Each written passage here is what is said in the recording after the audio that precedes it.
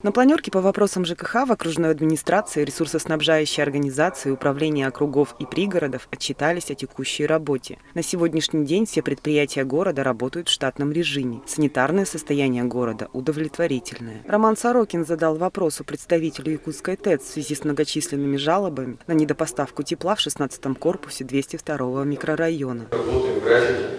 Там же проблемы другого характера. Дом, половина конвекторов поменяли. Ну, давайте так, я вас сейчас спрашиваю непосредственно в вашей зоне ответственности, да? У вас на все нормально в зоне ответственности вашей? Да, у нас все нормально.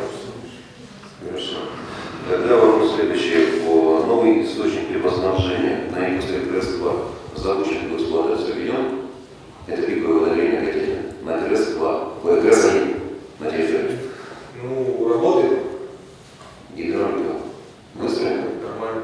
Основной вопрос повестки планерного совещания жилкомсервиса касался отлова безнадзорных животных, так как денежные средства субвенции с федерального бюджета освоены, но заявки по отлову животных продолжают поступать в большом количестве. Поскольку новый закон вступает в силу уже с 1 января 2020 года, на сегодняшний день республиканского нормативно-правового акта мы еще не получили, то есть механизм, как должен быть отлов, какие нормы, да, сегодня у нас этого нет. Самое главное, финансовое обеспечение этого вопроса. Вместе с тем, ловить уже с 1 января 2020 года нужно будет по-новому.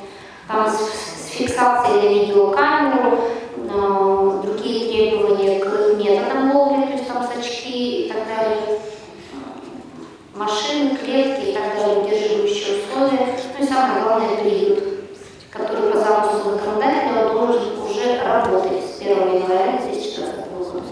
Заместитель главы города по вопросам ЖКХ дал поручение подготовить официальное письмо с указанием всех несоответствий, чтобы оперативно внести изменения. В преддверии новогодних праздников Роман Сорокин также дал ряд протокольных поручений руководителям управ, представителям предприятий и управляющих компаний для безопасной и безаварийной работы всех служб в новогодние каникулы. Светлана Табалаева, Константин Корякин, Якутск ТВ.